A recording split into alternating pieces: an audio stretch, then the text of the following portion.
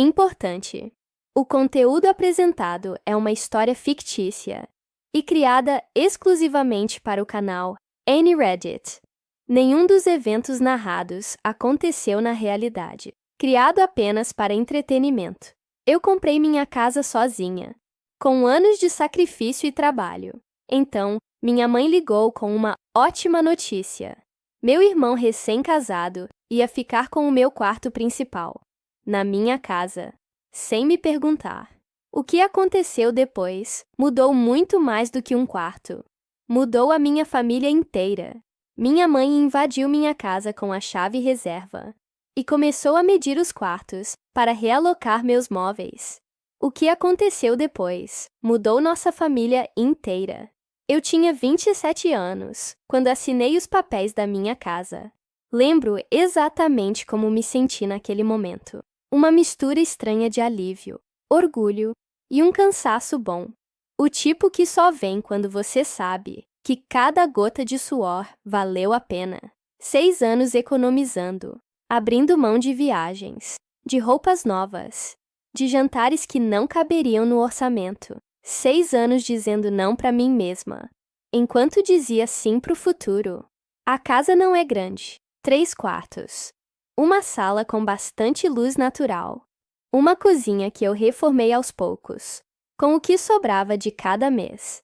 Fica num bairro tranquilo em São Paulo, longe do centro, mas perto de tudo que importa. O quarto principal tem um banheiro privativo e uma varanda pequena, onde eu costumo tomar café de manhã, antes das reuniões. Transformei metade dele no meu escritório.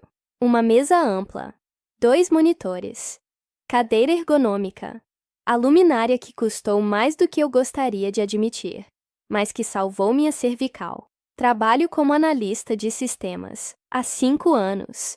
Tudo remoto.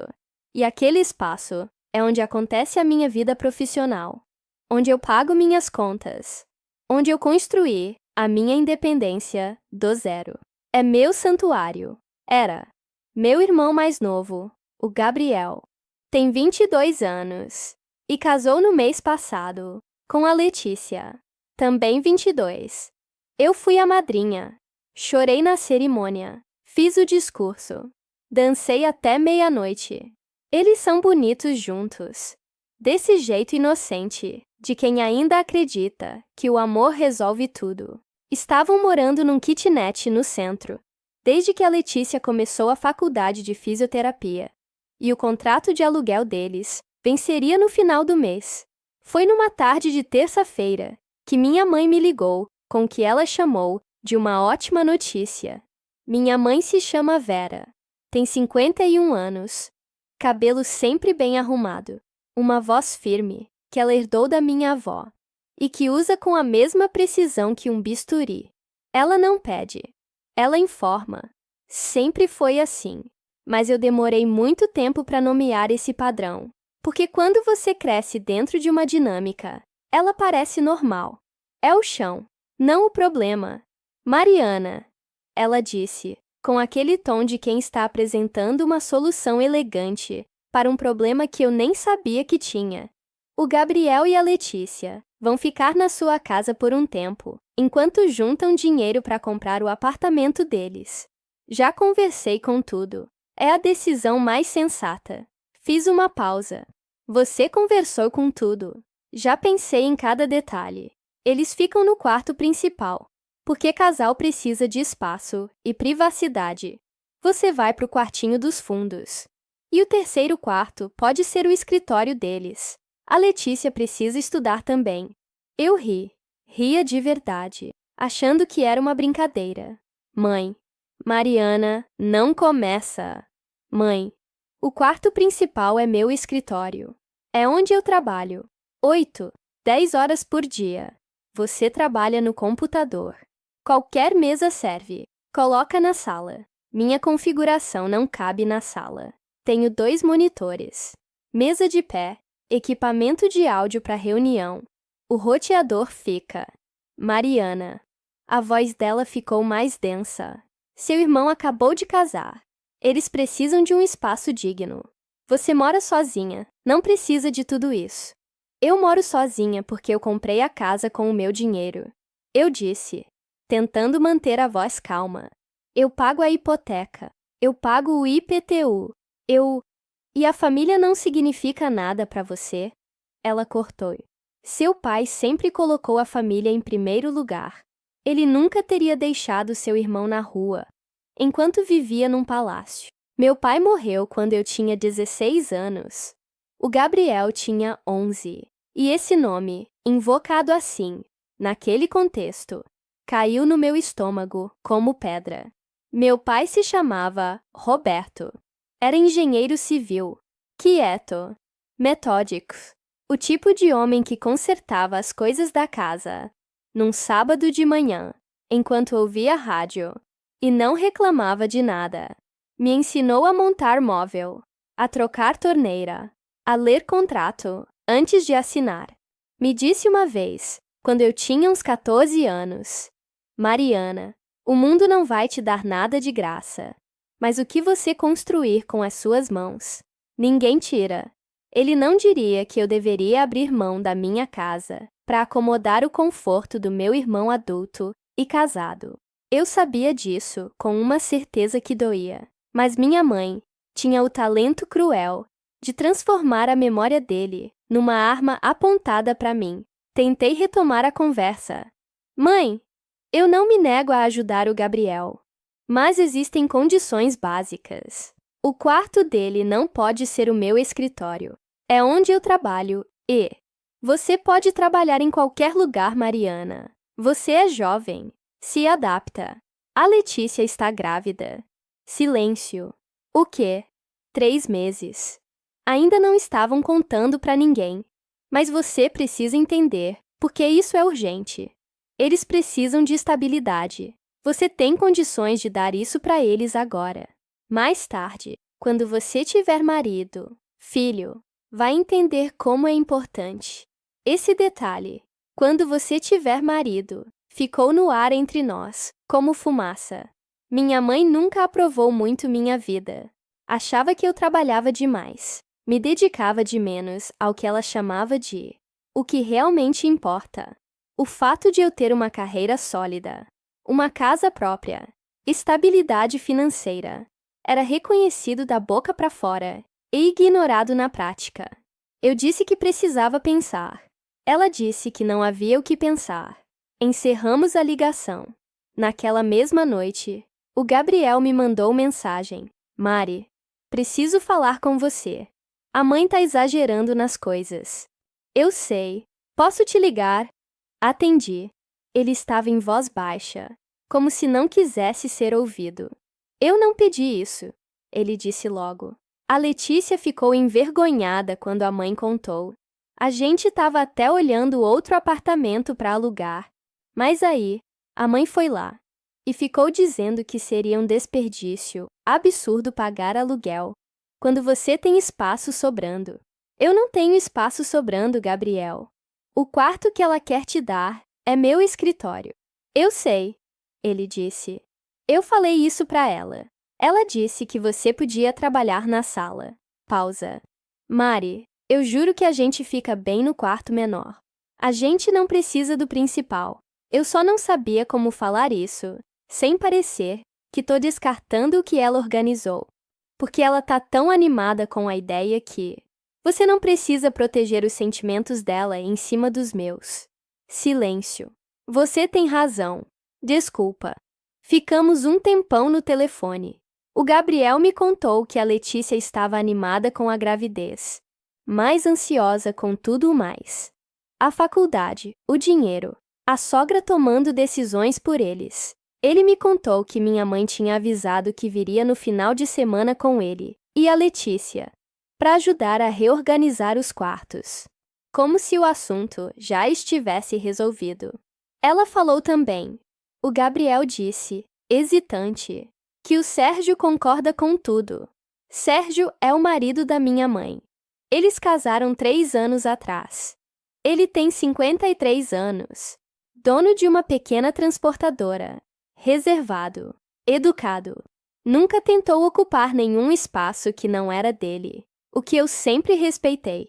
Mas agora, Aparentemente, ele estava sendo usado como referendo para uma decisão que eu nunca tomei. O que me intrigou foi o que veio depois. 2 horas após a ligação com o Gabriel, recebi uma mensagem do Sérgio. Curta, direta. Mariana, posso te pedir um café amanhã de manhã? Antes do final de semana. Preciso entender o que de fato aconteceu aqui. Não dormi bem naquela noite. Fiquei deitada, olhando para o teto do meu quarto, pensando em quantas vezes essa cena tinha se repetido, de formas diferentes ao longo dos anos. Não com casa, não com quarto, mas com atenção, com reconhecimentos, com o peso invisível que certos filhos carregam, enquanto outros são carregados. Quando meu pai morreu, eu tinha 16 anos e o Gabriel tinha 11.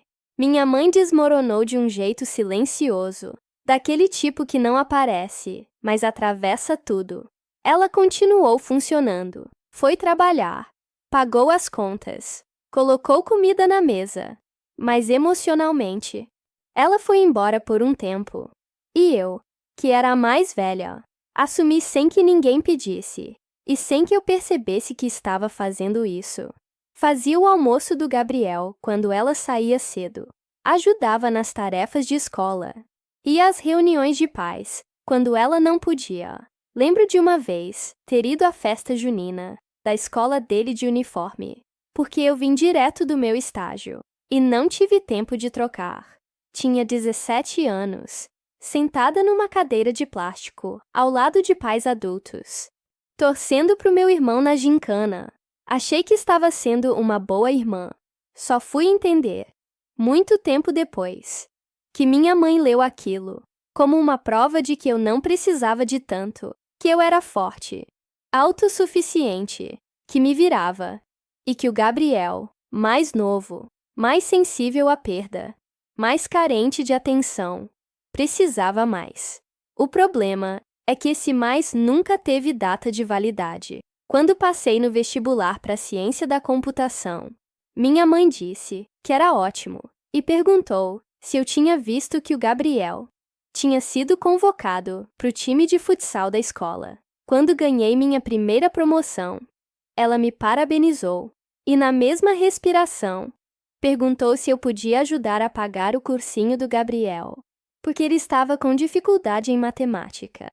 Quando comprei minha casa, ela entrou, olhou em volta e disse: "Uau, o Gabriel ia amar um lugar assim." Não uma vez, nenhuma, ela disse: "Mariana, eu tenho muito orgulho de você. Pelo menos não de um jeito que ficasse." Me encontrei com o Sérgio, numa padaria perto da minha casa, às 8 da manhã. Ele já estava lá quando cheguei, com 2 cafés na mesa. Gesto simples, que me desarmou mais do que eu esperava. Ele se levantou quando me viu. Meu pai fazia isso. "Obrigada por vir", ele disse, apertando minha mão com firmeza. "Antes de qualquer coisa, preciso que você saiba que eu não sabia de nada disso até anteontem. Sua mãe me disse que você tinha pedido ajuda para reorganizar os quartos, que estava feliz com a ideia de ter o Gabriel por perto." Quando cheguei da viagem e comecei a perguntar os detalhes, a história não fechava. Ele pousou o telefone na mesa e me mostrou a troca de mensagens com minha mãe.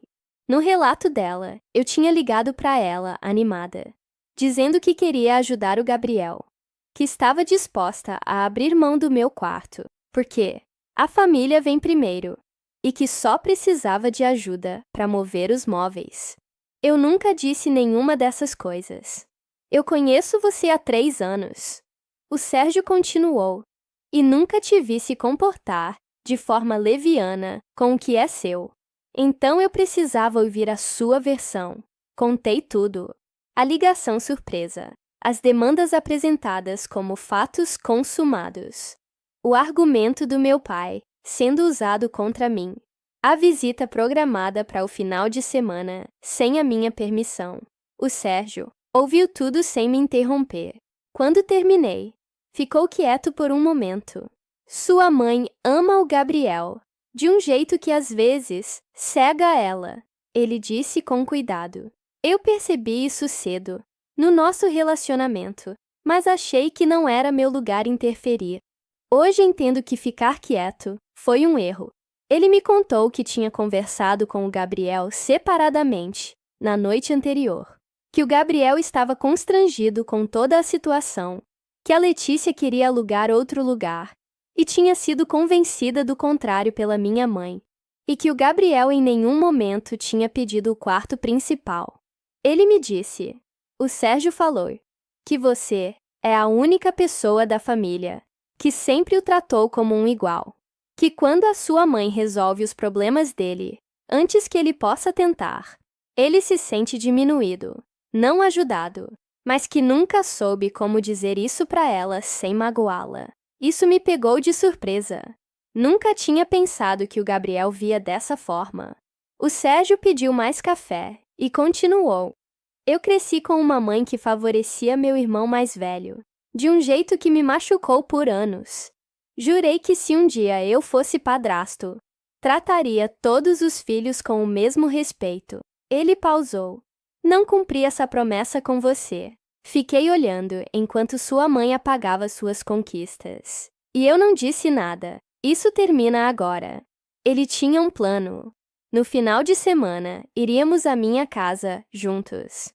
Ele já tinha pedido para minha mãe, o Gabriel e a Letícia, aparecerem lá. Ficaria do meu lado, no que eu decidisse, mas recomendava firmeza com generosidade. Eles podiam ficar no quarto de hóspedes, pagando uma parte das contas, com um prazo definido.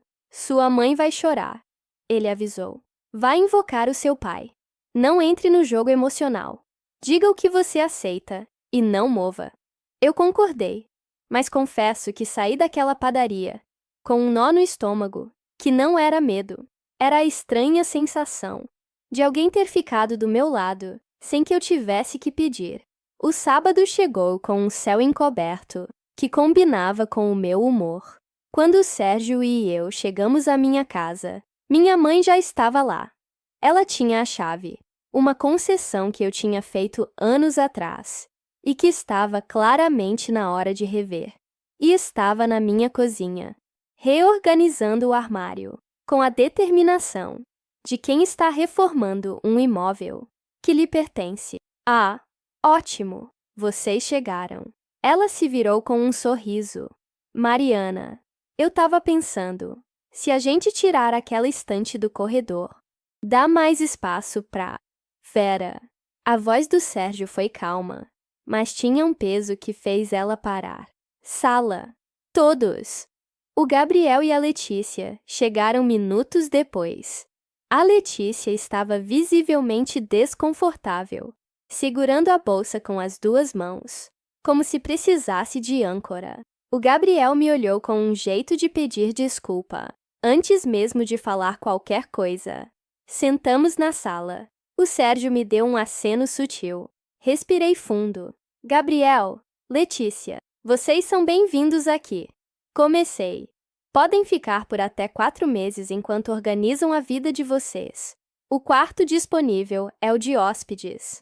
Vou precisar de uma contribuição mensal para cobrir o aumento das contas.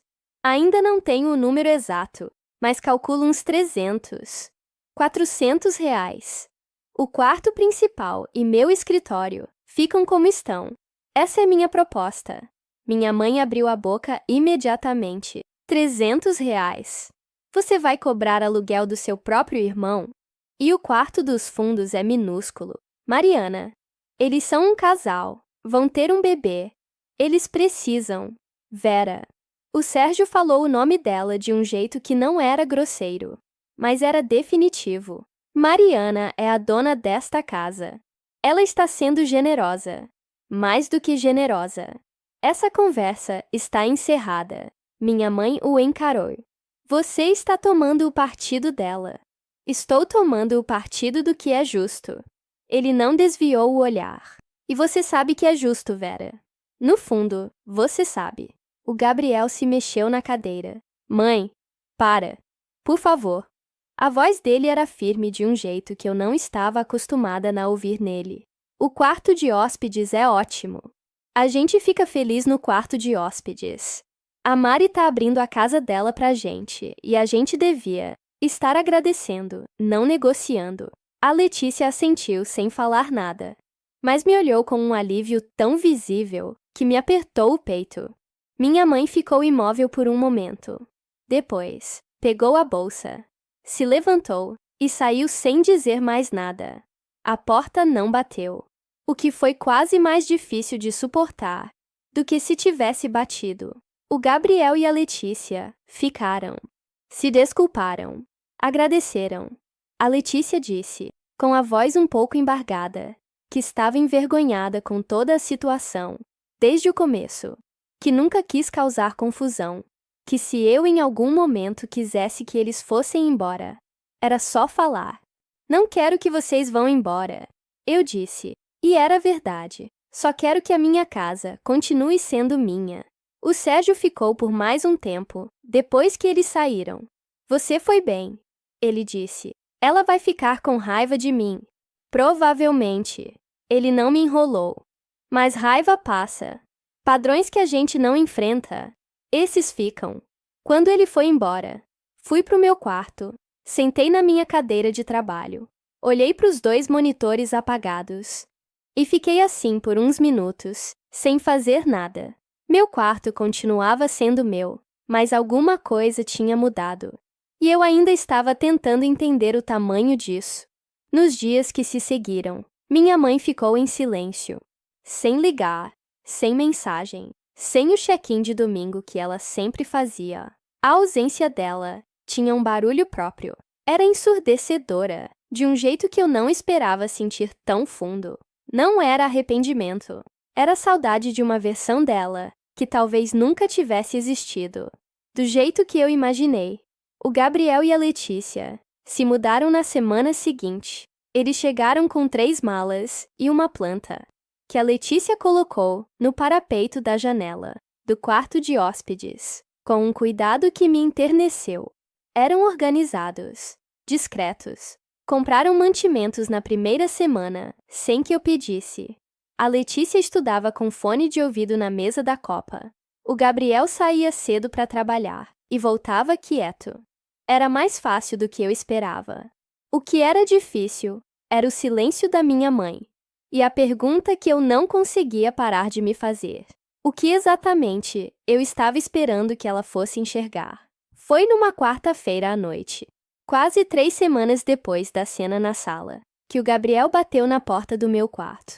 Eu estava no meio de uma análise de sistema, os 2 monitores cheios de código e documentação, e quase não ouvi. Mas ele bateu de novo, com cuidado, daquele jeito de quem não quer incomodar, mas precisa falar. Pode ser rápido? Ele perguntou da soleira. Pode entrar. Ele entrou com 2 canecas de chá.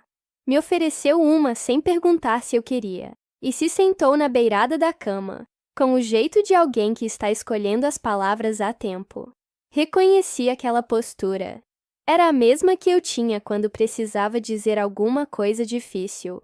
A mãe ligou para mim hoje. Ele começou. Eu segurei a caneca com as 2 mãos. E ela tá mal. Não mal de doente, mas mal.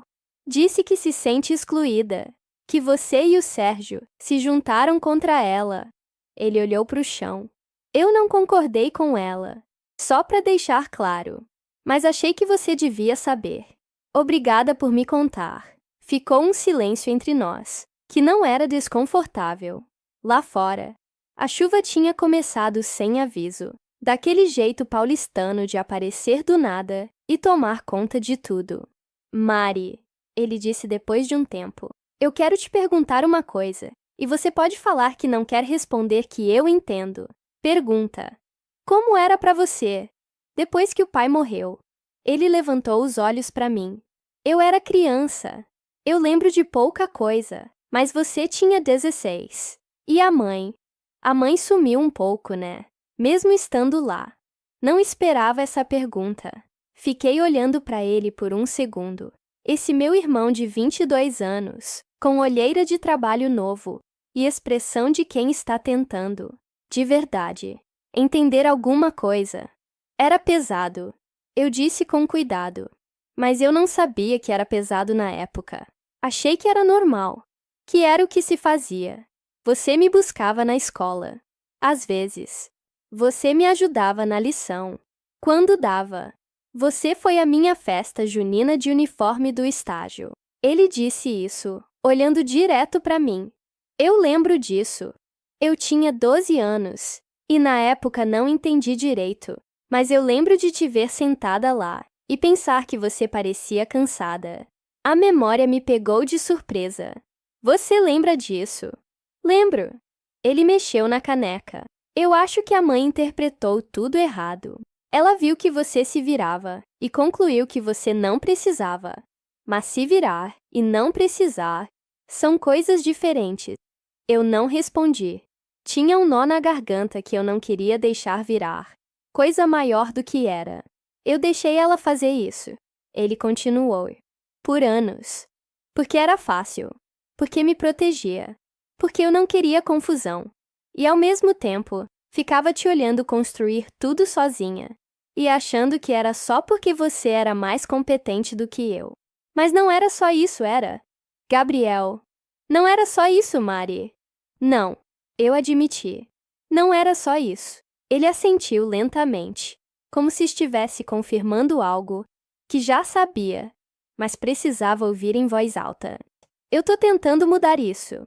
Não só com você, mas com ela também.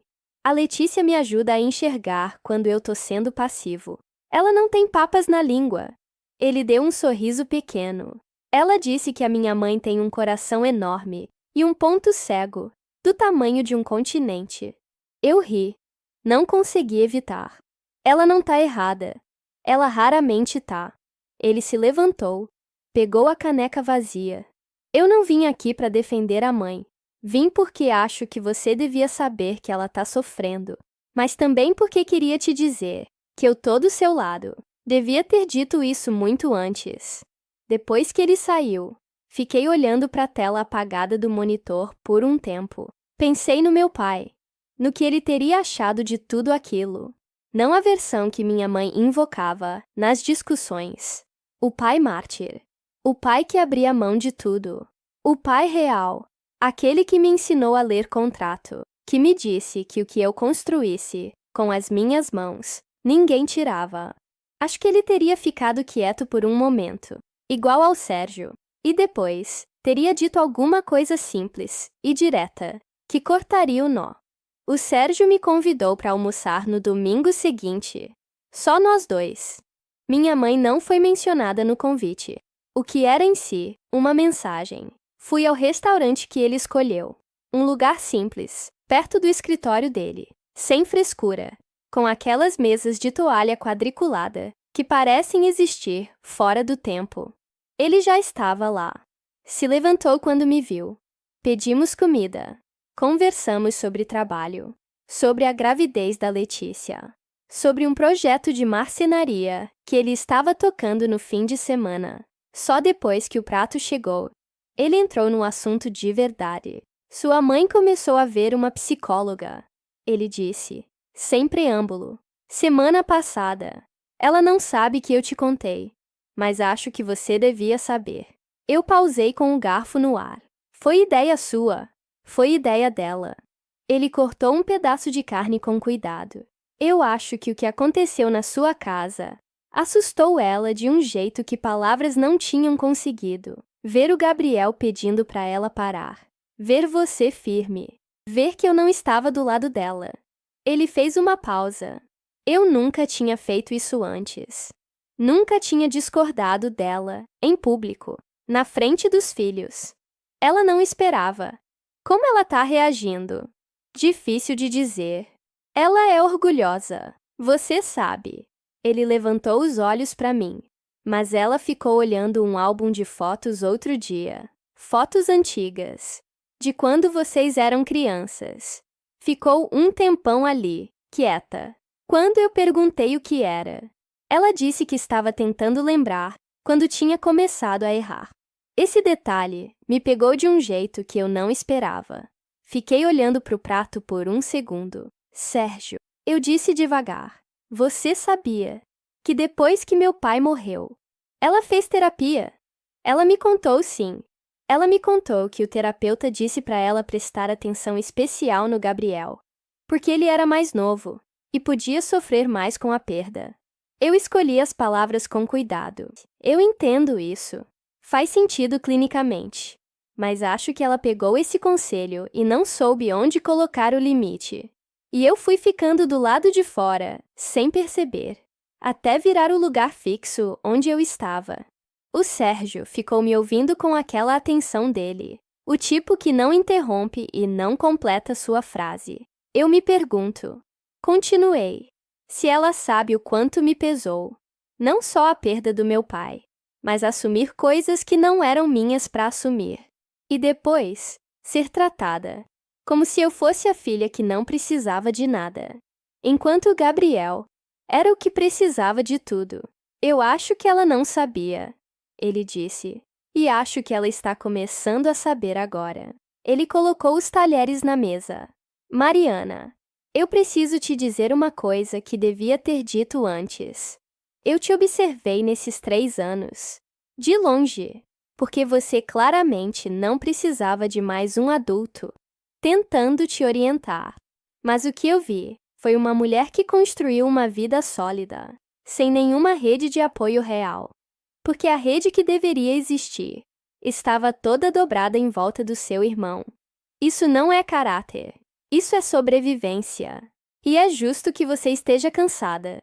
Não estava esperando aquilo. Tive que olhar para o lado por um segundo. Você não precisa ter sido forte o tempo todo. Ele disse. Simples assim. Ficamos em silêncio por um momento.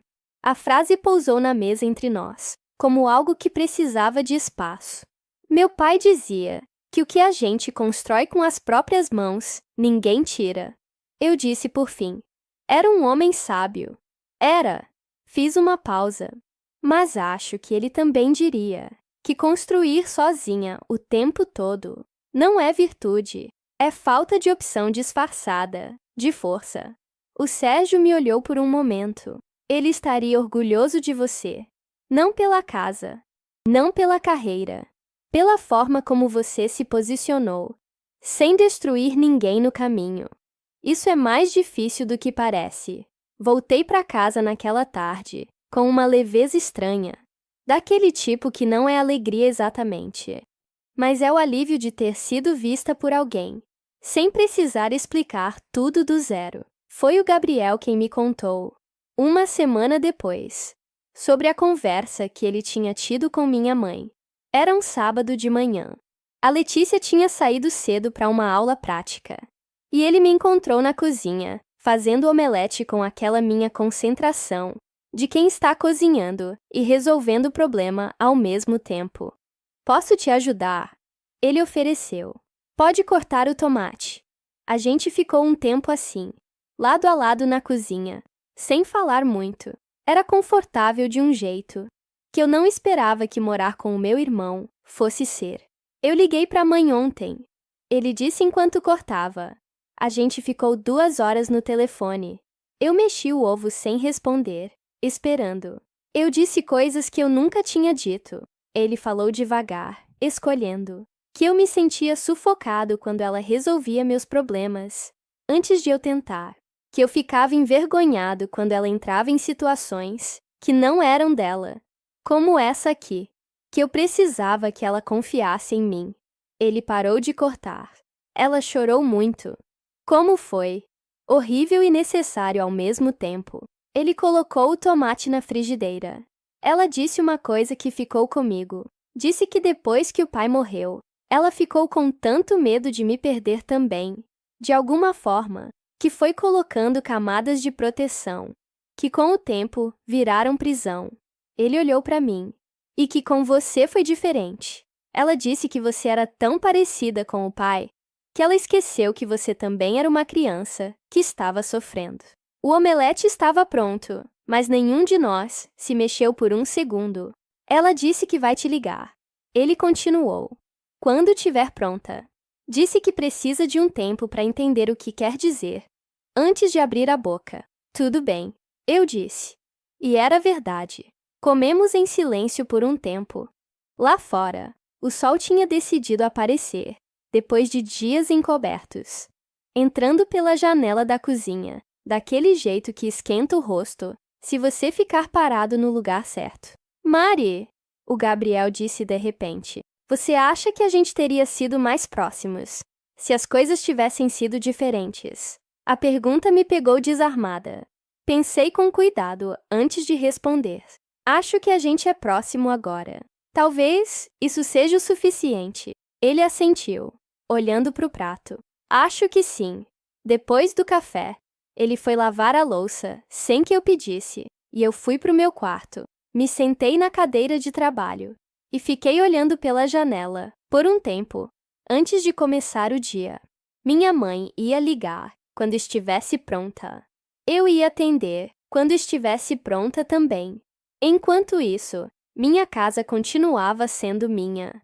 O escritório, os monitores, a varanda pequena com o café da manhã, o quarto de hóspedes, com a planta no parapeito, e 2 jovens tentando, à moda deles, aprender a ser adultos. E uma ligação do Sérgio, na quinta-feira, perguntando se eu topava aprender marcenaria com ele no fim de semana, porque ele estava começando uma estante nova e achava que eu ia gostar do processo. Eu disse que sim, antes de terminar de ler a mensagem. A ligação da minha mãe veio numa terça-feira de manhã, 3 semanas depois da conversa do Gabriel. Eu estava trabalhando, no meio de uma revisão de código, que exigia concentração, quando o celular vibrou na mesa e o nome dela apareceu na tela. Fiquei olhando, por 2, 3 toques. Não era hesitação exatamente. Era aquele momento de preparar o chão, antes de dar o passo. Atendi. Mariana. Mãe. Silêncio por um segundo. Ela respirou fundo do outro lado, daquele jeito de quem praticou o que ia dizer, e ainda assim, está com medo de começar. Eu preciso te pedir desculpa. Ela disse. Não por telefone, pessoalmente. Mas eu queria ligar antes para perguntar se você me deixa. Não era a minha mãe do jeito que eu conhecia. A minha mãe não pedia permissão. A minha mãe informava. Pode vir, eu disse. Ela veio no sábado seguinte, sem o Sérgio, sem o Gabriel, sozinha, o que por si só já era uma declaração. Chegou no horário certo, tocou a campainha em vez de usar a chave. E quando eu abri a porta, ela estava de pé na soleira, com uma travessa nas mãos. Aquela lasanha que meu pai adorava, e que ela só fazia em ocasiões que importavam. Entrou, colocou a travessa na cozinha, e ficou parada por um momento, olhando em volta, não com o olhar de quem está avaliando espaço, ou planejando reorganização, com o olhar de quem está vendo de verdade. Talvez pela primeira vez. Sua casa é bonita. Mariana, ela disse, simples assim. Você fez um lugar bonito aqui. Eram palavras simples, mas eram as palavras que eu tinha esperado ouvir, desde o dia em que assinei os papéis. Fomos para a sala. Ela sentou no sofá, eu na poltrona de frente, e por um momento ficamos assim. 2 mulheres que se amam, de um jeito complicado, tentando encontrar o começo do fio.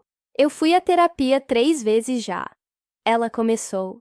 A psicóloga me fez uma pergunta na primeira sessão que eu não consegui responder na hora. Ela perguntou: o que você acha que sua filha mais velha precisava de você depois que seu marido morreu? Ela olhou para as próprias mãos. Eu fiquei em silêncio, porque a resposta que me veio foi: ela não precisava. Ela se virava. E foi aí que eu percebi o tamanho do erro. Eu não disse nada. Deixei ela continuar. Você tinha 16 anos. Ela disse, e a voz tremeu levemente. Você perdeu o pai. Você estava com dor, com medo, com o chão sumindo debaixo dos pés, igual a mim. E o que eu fiz? Eu apoiei em você. Eu deixei você fazer almoço, buscar seu irmão, ir à escola dele, segurar a casa, enquanto eu tentava não me afogar. E ainda tive a capacidade de olhar para tudo isso e pensar: ela é forte.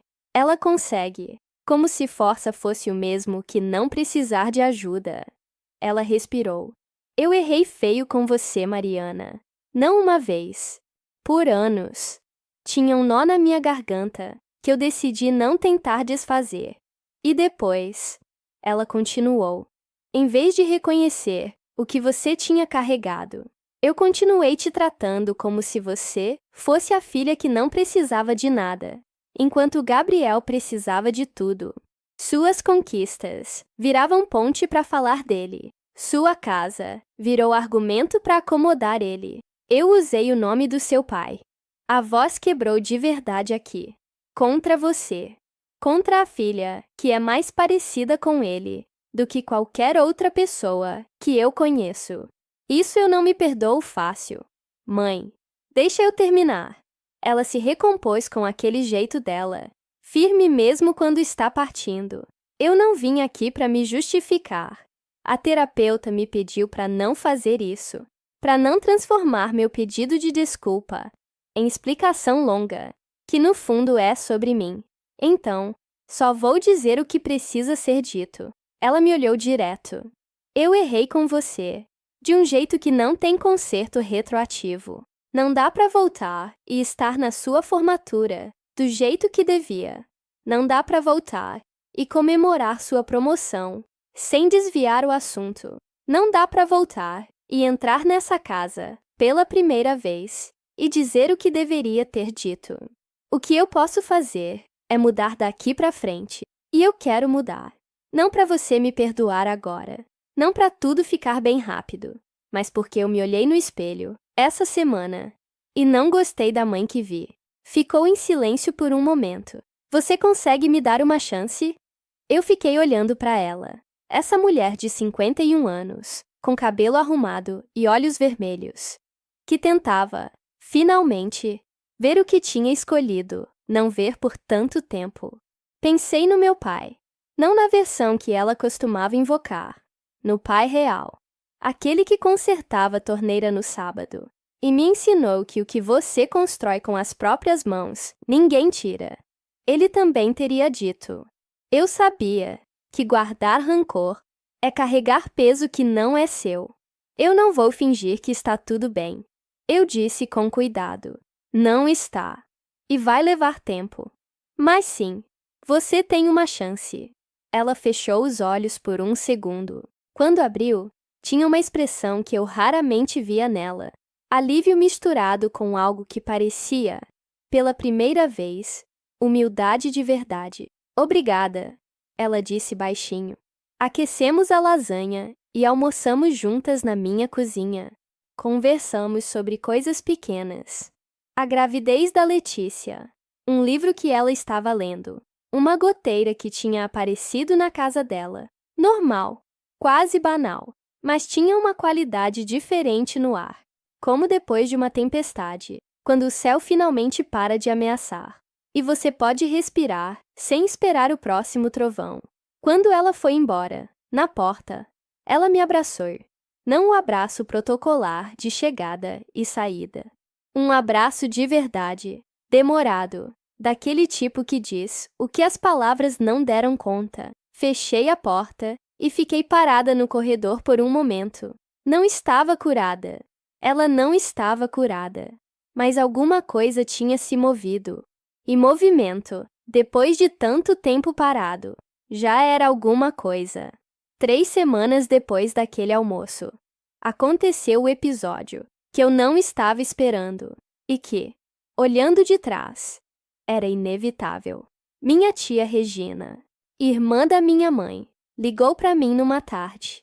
Tia Regina tem 57 anos e o dom particular de aparecer nas histórias alheias sem ser convidada. Foi ela quem, semanas antes, tinha me chamado de dramática, quando soube da situação do quarto. É só um quarto, Mariana. Para de ser materialista. A ligação começou com conversa lateral. Perguntou da Letícia, do bebê, de como estava o trabalho. E então, chegou onde sempre ia chegar. Mariana, eu precisava te falar uma coisa. A voz dela tinha aquele tom de quem está prestes a te fazer um favor que você não pediu. Eu sei que você e sua mãe tiveram um desentendimento sério. Eu ouvi a versão dela. Ouvi a versão do Gabriel. Mas eu acho que você foi dura demais. Sua mãe só queria ajudar o filho. Exagerou. Tudo bem. Mas cobrar da própria mãe dessa forma. Envolver o Sérgio contra ela. Tia Regina. Eu interrompi com calma. Você me chamou de dramática e materialista quando soube da situação, sem me perguntar a minha versão, sem saber que eu trabalho naquele quarto, que é meu escritório, que é minha renda, minha casa, que eu pago sozinha há 2 anos. Eu entendo, mas você também me aconselhou, numa mensagem de texto, a simplesmente ceder para manter a paz. Fiz uma pausa. Tia, eu te respeito, mas eu não preciso da sua mediação agora. E eu, especialmente, não preciso de conselhos de quem tomou partido sem me ouvir.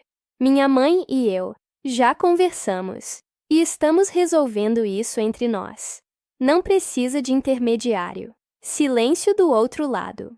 Eu só queria ajudar, ela disse, um pouco menor. Eu sei, mas da próxima vez, me ouça primeiro. Encerramos a ligação, educadamente. Não foi uma explosão. Não foi uma briga. Foi simplesmente eu recusando entrar num ringue que eu não tinha armado. Contei pro Sérgio naquele fim de semana, enquanto lixávamos a madeira da estante que estávamos construindo na garagem dele. Ele ouviu, deu uma risada curta. Você foi cirúrgica. Aprendi com alguém. Ele me lançou um olhar lateral, sem sorrir de verdade, mas quase. Sua tia vai ficar sem assunto por umas semanas. É exatamente o que eu precisava. A estante ficou pronta numa tarde de sábado nublado. Era de madeira de demolição, com aquelas imperfeições que o Sérgio me ensinou a valorizar, em vez de esconder. Os nós da madeira, as marcas do tempo, os lugares onde a cor era diferente, porque a madeira tinha vivido antes de virar outra coisa. Ele me ajudou a carregar até o meu quarto e instalar na parede ao lado da mesa. Ficamos os dois recuados olhando para o resultado por um momento. Seu pai teria aprovado o acabamento, ele disse. Você nunca conheceu meu pai. Não, mas te conheço. E você é meticulosa igual ao que ela descreve dele. Ele colocou as mãos nos bolsos. Acho que aprendi alguma coisa sobre ele fazendo essa estante com você. Não consegui responder de imediato. Havia uma foto do meu pai na minha mesa de trabalho. Uma foto dele e eu quando eu tinha 14 anos. Num sítio da família. Os dois de chapéu. Ele com aquele sorriso quieto que ele tinha. Eu olhava para ela toda manhã, antes de começar a trabalhar, sem perceber que estava fazendo isso. Sérgio, eu disse. Obrigada. Não só pela estante. Eu sei. Ele assentiu uma vez. Simples. Você também não precisa agradecer sempre, Mariana. Às vezes as coisas simplesmente são o que são. O bebê nasceu numa sexta-feira de setembro. Uma menina. A Letícia entrou em trabalho de parto às 2 da manhã. E o Gabriel me acordou, batendo na porta do quarto com aquele estado de quem quer ser calmo e não está conseguindo. Levei os dois ao hospital. Fiquei na sala de espera com ele por horas. Tomamos café horrível de máquina. E ele falou sem parar sobre tudo e nada. Porque era o jeito dele de lidar com a ansiedade. Quando a enfermeira veio dizer que tinha dado certo, que a Letícia estava bem e a bebê estava bem, o Gabriel ficou parado por um segundo, como se o sistema todo tivesse travado. Depois, colocou a mão no rosto e chorou de um jeito que eu nunca tinha visto nele. Um choro limpo, sem vergonha, de alguém que acabou de entender o peso e o milagre do que acabou de acontecer. Eu coloquei a mão no ombro dele e fiquei assim. Minha mãe chegou meia hora depois com o Sérgio. Ela veio direto para mim, antes de perguntar qualquer coisa sobre a Letícia ou o bebê. Você ficou com ele? Ela perguntou, olhando para o Gabriel, que estava do outro lado da sala. Fiquei. Ela me olhou por um segundo com uma expressão que eu estava aprendendo a reconhecer nela. Essa mistura nova de orgulho e arrependimento, de ver alguma coisa boa em mim e lamentar ter demorado tanto para enxergar. Obrigada, ela disse. É meu irmão, mãe. Eu sei, mas obrigada do mesmo jeito. Quando nos deixaram ver a bebê, ficamos todos em volta do berço, num quarto pequeno de hospital, que de alguma forma continha muita coisa. Uma família inteira, tentando ser melhor versão de si mesma. A bebê tinha o nariz do Gabriel e uma testa serena, que devia ser da Letícia. Dormia com aquela entrega total, que só os recém-nascidos conseguem, sem saber ainda que o mundo é complicado. Minha mãe ficou olhando para ela por um longo tempo. Depois olhou para mim. Ela vai ter uma tia incrível, ela disse. E dessa vez, não desviou para o Gabriel. Não completou com outra frase. Disse aquilo e ficou. Eu olhei para a pequena sobrinha dormindo. Vai sim, eu pensei. Vai ter. O Gabriel e a Letícia se mudaram 6 semanas depois do nascimento da bebê. Tinham fechado a compra de um apartamento num bairro a uns 20 minutos de mim. Pequeno, num andar alto, com uma janela grande na sala, que a Letícia tinha amado na hora da visita. No dia da mudança, eles foram cedo, carregando caixas com aquela energia de quem está indo embora e chegando ao mesmo tempo. A planta que a Letícia tinha colocado no parapeito da janela foi a última coisa a sair. Ela carregou pessoalmente, com os 2 braços, como se fosse algo frágil, que não podia ir na caixa. Quando foram embora, fiquei na porta, vendo o carro sumir na esquina. Entrei, fechei a porta e fiquei parada no corredor por um momento. A casa estava silenciosa, de um jeito diferente do silêncio de antes. Não o silêncio vazio, de quando eu morava sozinha, sem ter escolhido morar sozinha. Era um silêncio que tinha história agora, que tinha sido preenchido e estava descansando. Fui ao quarto de hóspedes. Eles tinham deixado tudo arrumado. Cama feita, superfícies limpas, um bilhetinho dobrado em cima do travesseiro, que eu peguei e abri. Era da Letícia, com a letra redonda dela.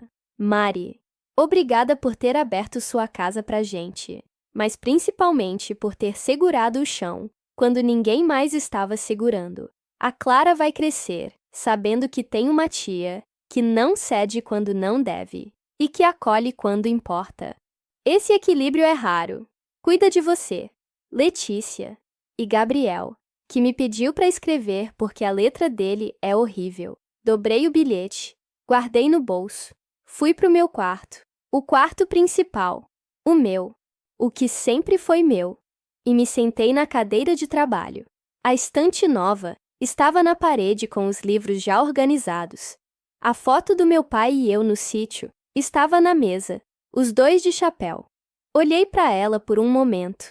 Você teria gostado de ver isso, eu pensei. Teria sido discreto a respeito, porque era do seu jeito, mas teria gostado. O Dia dos Pais caiu num domingo de muito sol.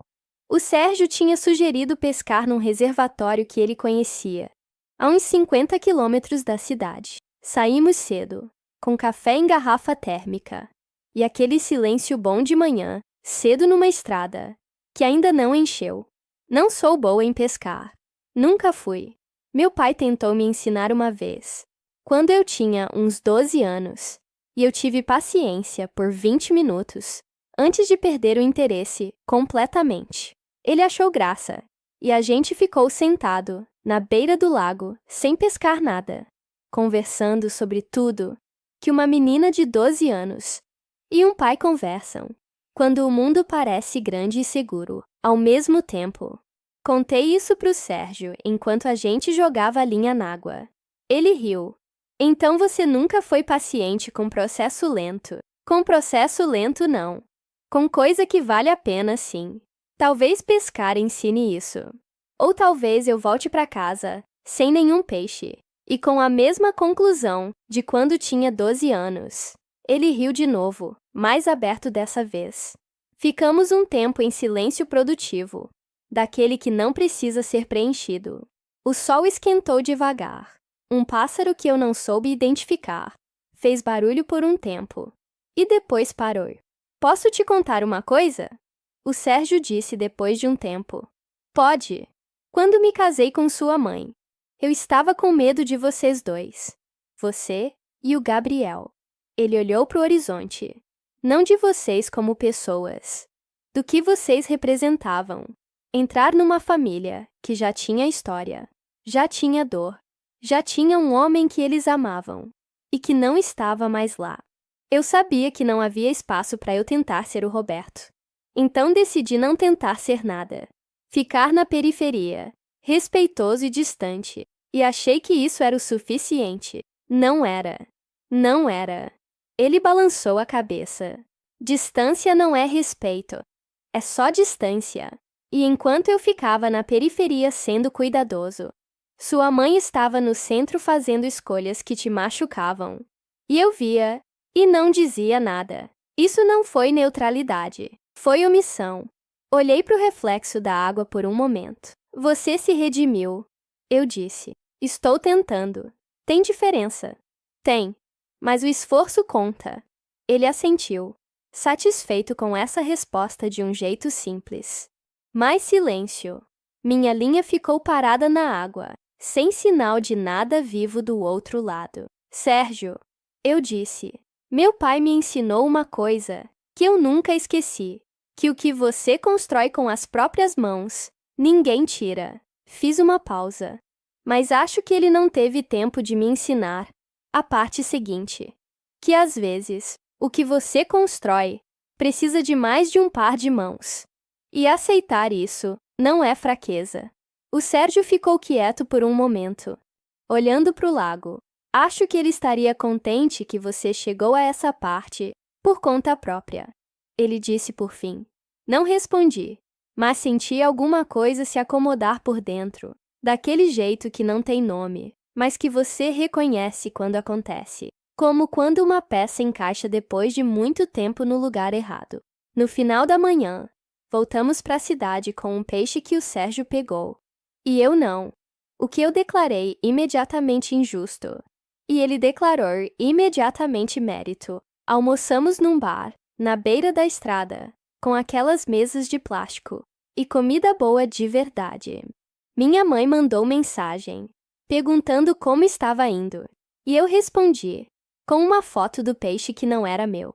Ela respondeu, com um emoji de risada. Depois, seu pai também nunca deixava você pescar em paz. Dizia que você afugentava os peixes, de tanto falar. Fiquei olhando para a mensagem por um segundo. Aquela janela pequena de memória compartilhada, que ela tinha aberto sem cerimônia. Respondi, então é genético. Ela mandou um coração. A vida voltou ao ritmo dela. Meu escritório continuou no meu quarto principal, com os 2 monitores e a mesa de pé, e a luminária cara, que salvou minha cervical. A estante de madeira de demolição ficou na parede com os nós e as imperfeições que o Sérgio me ensinou a valorizar. A foto do meu pai, e eu de chapéu, ficou na mesa. O quarto de hóspedes ficou sendo quarto de hóspedes, silencioso e arrumado, disponível para quando a Letícia precisasse de uma noite de descanso, sem bebê acordando, ou para quando minha avó viesse visitar, ou para qualquer coisa que a vida inventasse de pedir. Minha mãe passou a ligar aos domingos, como antes, mas as ligações tinham uma qualidade diferente agora. Ela perguntava do meu trabalho e esperava a resposta, em vez de usá-la como trampolim para outro assunto. Quando fui promovida a analista sênior, em outubro, ela ligou no mesmo dia que eu contei e ficou 20 minutos só falando sobre isso. Não desviou, não pivotou. Ficou ali, comigo, naquele momento. Foi a conversa de mãe e filha que eu tinha esperado a vida inteira. Ela ainda escorregava às vezes, ainda começava uma frase de jeito antigo e se corrigia no meio. Eu via o esforço, e o esforço importava tanto quanto o resultado. O Gabriel me mandava mensagem toda semana. Às vezes, era foto da Clara com alguma expressão nova que ele achava extraordinária. Às vezes, era uma pergunta sobre trabalho, sobre finanças, sobre como eu tinha organizado meu primeiro orçamento de casa própria. Ele estava aprendendo as coisas que deveria ter aprendido antes, mas estava aprendendo. E eu respondia, sem ressentimento, porque eram perguntas de um irmão, que estava me tratando como igual. Numa tarde de novembro, fui ao apartamento novo deles, jantar. A Clara dormia no colo da Letícia, enquanto comíamos. Daquele jeito impossível de bebê, que dorme em qualquer posição e em qualquer nível de barulho. Depois do jantar, o Gabriel e eu ficamos na varanda enquanto a Letícia botava a Clara para dormir no berço. Você tá bem? Ele perguntou. Tô. Pensei por um segundo. Tô de verdade. Não tô só falando. Ele assentiu, olhando para o horizonte de apartamentos e luzes. Eu fico pensando, sabe, que se a mãe tivesse conseguido fazer o que queria, você teria perdido seu escritório, sua rotina, tudo que você estruturou. E a gente teria morado lá, sem nem perceber o que estava custando para você. Mas não aconteceu, porque você não deixou. Ele me olhou. Eu fico feliz que você não deixou, Mari. Eu fico feliz que você nos ensinou, sem querer, que a gente precisava aprender a se virar. Fiquei olhando para as luzes da cidade por um momento. Tinha uma versão dessa história que terminava diferente, onde eu cedia, onde eu me mudava para o quartinho dos fundos, onde eu trabalhava na mesa da cozinha e fingia que estava tudo bem porque era mais fácil do que o conflito, onde minha mãe continuava achando que eu não precisava de nada, onde o Gabriel continuava sendo protegido de um jeito que o diminuía, onde o Sérgio continuava na periferia, sendo cuidadosamente neutro, onde ninguém crescia, porque ninguém precisava. Não foi fácil, eu disse. As coisas que valem raramente são.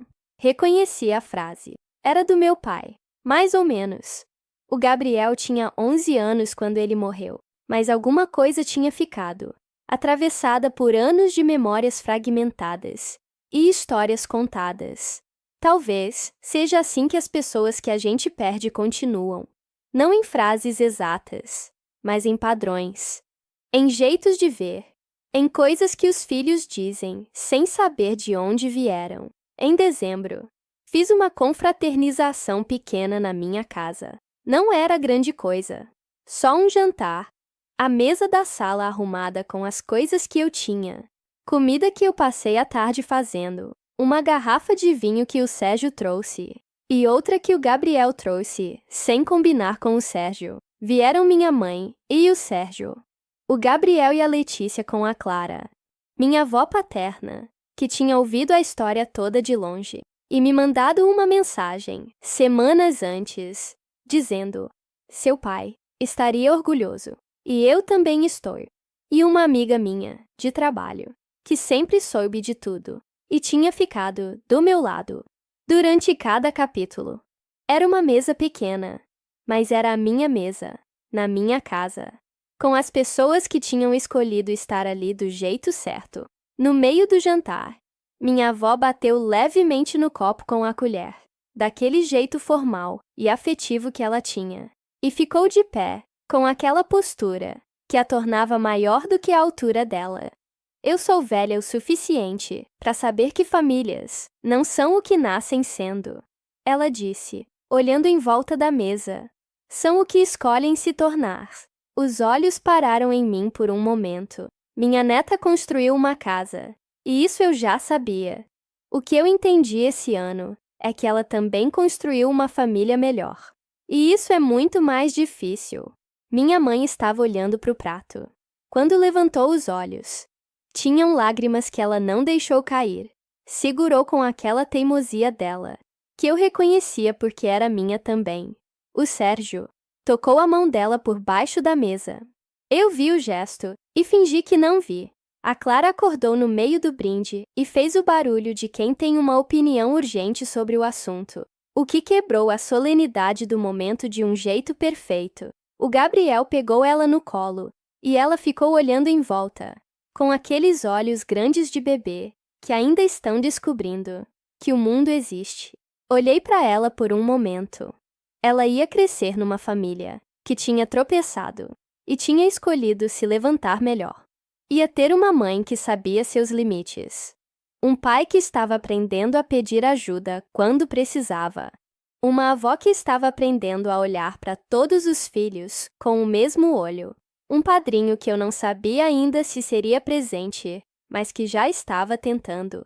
E uma tia que sabia dizer não quando devia, e sim quando queria. Que tinha aprendido que fronteira não é muro. Que tinha um escritório intacto numa casa que era sua. Que tinha uma estante de madeira de demolição, feita com as próprias mãos, e ajuda de alguém que escolheu estar do seu lado. Que tinha uma foto do pai na mesa de trabalho e olhava para ela toda manhã. Que estava bem, de verdade, depois que todos foram embora. Eu limpei a cozinha, no silêncio bom da meia-noite. Guardei as sobras. Desliguei as luzes da sala. Fui pro meu quarto. Sentei na cadeira de trabalho, sem ligar os monitores. Olhei pela janela pro bairro quieto, pras luzes esparsas, pro céu limpo daquele jeito raro que São Paulo permite às vezes. Olhei pra foto do meu pai. Eu construí alguma coisa, eu disse baixinho. E ninguém tirou. A casa ficou em silêncio ao redor de mim. E era exatamente o silêncio que eu queria. O que essa história nos mostra não é sobre um quarto. É sobre o que acontece quando uma família inteira aprende. Tarde demais, mas ainda há tempo. Que amor sem limites não é amor. É controle disfarçado de cuidado. Mariana não ganhou apenas o direito de ficar no próprio quarto. Ela ganhou o direito de existir, como igual dentro da própria família.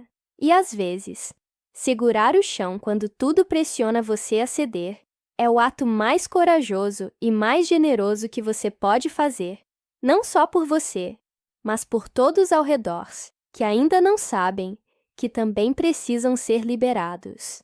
Se fosse com você, você teria cedido para manter a paz, ou teria segurado o chão como ela fez?